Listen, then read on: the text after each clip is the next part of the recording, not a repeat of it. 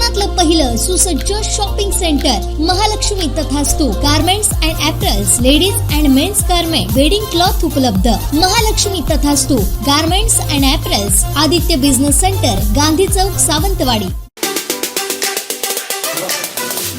बिहारचे लढवय्ये मुख्यमंत्री आणि उपमुख्यमंत्री नितीशजी आणि तेजस्वी हे पहिल्या प्रथम आलेले आहेत आणि लढवय्या हा शब्द वापरल्यानंतर इथे त्यांचा येण्याचा हेतू हा आपल्याला सगळ्यांना कळला असेल. देशामध्ये एकूणच लोकशाहीची हत्या होते की काय असं चित्र दिसतंय आणि लोकशाही वाचवण्यासाठी सर्वच, नुसते मी विरोधी हा शब्द नाही वापरणार, तर विरोधी कोणाचे विरोधी, तर जे लोकशाहीची हत्या करू इच्छितात त्यांचे विरोधी, असे सगळे देशप्रेमी पक्ष आणि जनता एकत्र करण्याचे जे आमचे प्रयत्न सुरू आहेत ते प्रयत्न आणखी बळकट करण्यासाठी नितीशजी आणि तेजस्वीजी आणि त्यांच्या सोबत त्यांचे सगळे सहकारी आलेले आहेत. त्यांच्या सगळ्यांचं मी स्वागत करतोय. आजच सर्वोच्च न्यायालयाचा निकाल सुद्धा आलेला आहे आणि मला खरंच एका गोष्टीचं समाधान आहे. मी वारंवार असं म्हटलं होतं की सर्वोच्च न्यायालयाचा निकाल हा केवळ शिवसेनेच्या भवितव्याचा नसेल, तर तो आपल्या देशातल्या लोकशाहीच्या बद्दल, लोकशाही जिवंत राहणार की नाही याबद्दलचा असेल. आणि माननीय सर्वोच्च न्यायालयाने आज जो निकाल दिलेला आहे त्याच्यामध्ये एकूणच सत्तेसाठी हपापलेल्या लोकांचं उघडं नागडं राजकारण हे त्यांनी त्याची पूर्णपणाने चिरफाड केलेली आहे. सगळ्यात महत्वाचं म्हणजे राज्यपाल महोदयांची जी भूमिका होती ती संशयास्पद, आता त्या संशयास्पद म्हणायला सुद्धा काही अर्थ राहिलेला नाही, ती सरळ सरळ अयोग्य होती आणि एकूणच राज्यपालांच्या भूमिकेचं सुद्धा वस्त्रहरण झालेलं आहे. मग ते दिल्लीच्या बाबतीत असेल, इथल्या बाबतीत असेल. आणि राज्यपाल ही यंत्रणा ही एक आतापर्यंत आदरयुक्त अशी यंत्रणा होती, पण राज्यपाल यंत्रणेचे धिंडोळे ज्या पद्धतीने शासनकर्ते काढतायत ते बघितल्यानंतर आता याच्या पुढे राज्यपाल यंत्रणा ही अस्तित्वात ठेवावी की नाही हा सुद्धा एक मोठा विचार मला असं वाटतं सर्वोच्च न्यायालयापुढे आपल्याला न्यायला पाहिजे.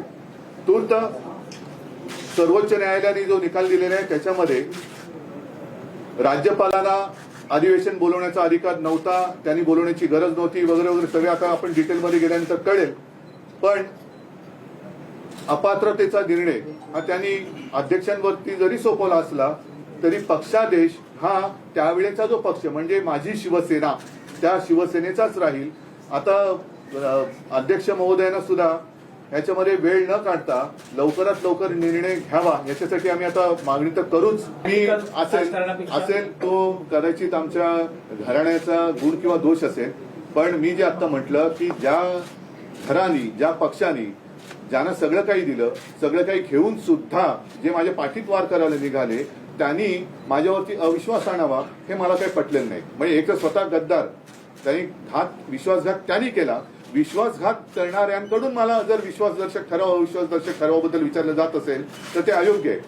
सर्वोच्च न्यायालयाने जे काही मला समजलेलं आहे त्यानुसार सांगितलेलं असं आहे की सर्वोच्च न्यायालय याच्या बाबतीत निकाल देऊ शकतो कारण त्यांचा तो अधिकार आहे, परंतु त्यांनी त्या संस्थेचा एक आदर राखण्यासाठी हा निकाल किंवा हा निर्णय घेण्याचा अधिकार अध्यक्षांकडे जरी दिलेला असला तरी व्हीप पक्षादेश हा तो त्यावेळेला जो पक्ष होता म्हणजे माझी शिवसेना त्या पक्षाचा पक्षादेशच चालणार आहे.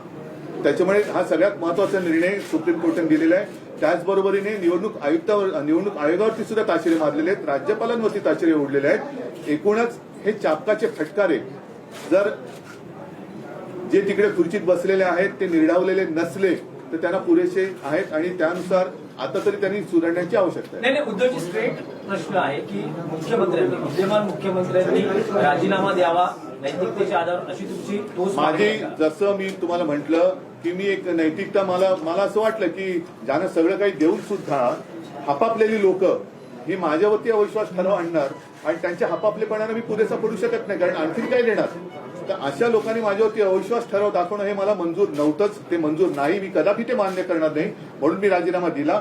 जसा मी एका क्षणाचाही विलंब न करता राजीनामा दिला तसं एवढा आता सर्वोच्च न्यायालयाने फटके दिल्यानंतर जर थोडी तरी नैतिकता मुख्यमंत्र्यांच्या आणि उपमुख्यमंत्र्यांच्या अंगी शिल्लक असेल तर त्यांनी जसा मी राजीनामा दिला तसा राजीनामा द्यावा आणि निवडणुकीला सामोरं जावं. आणि राज्यपाल म्हणजे स्वतःच्या घरचा चाकर असल्यासारखं वापरण्याची जी पद्धत सुरू झालेली आहे ती पद्धत बघितल्यानंतर राज्यपाल यंत्रणाच आता शिल्लक ठेवावी की नाही हा प्रश्न आता सर्वोच्च न्यायालयाला आम्हाला म्हणजे मला असं वाटतं विचारायला पाहिजे की हे असंच जर का, कारण प्रत्येकाचे काम असतं ज्या सर्वोच्च न्यायालयाने केलं तसंच जसं आता मीडिया असतो नितीनजी जसं म्हणाले की काही गोष्टी तुम्ही लोकांसमोर आणल्या पाहिजेत तर 4 स्तंभ जे म्हणतो हे 4 स्तंभ मजबूत पाहिजेत.